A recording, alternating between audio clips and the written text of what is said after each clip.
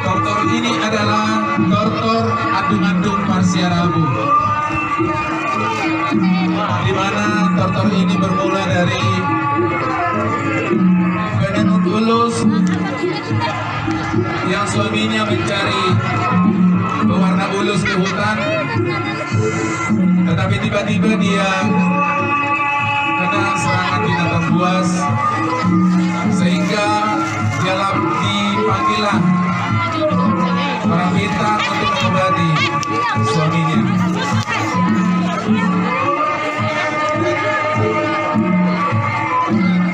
Adung-adung Parsiarabu adalah tortor wanita yang ditinggal oleh suaminya.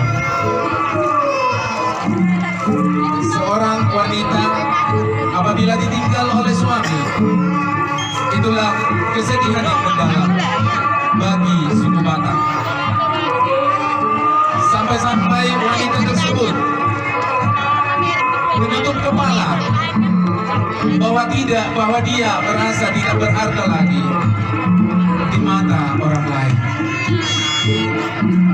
Itulah sedikit sinopsis adung-adung Parsiarabu, para wanita yang ditinggal pergi oleh suaminya untuk selama-lamanya. Dan tortor ini telah dipertunjukkan pada Festival Gondang Naposo Horas Fiesta Samosir 2019 yang mewakili Kecamatan Cianjur Mula-Mula, Sangkar Seni, Matangari Besar, Desa Udakinjak.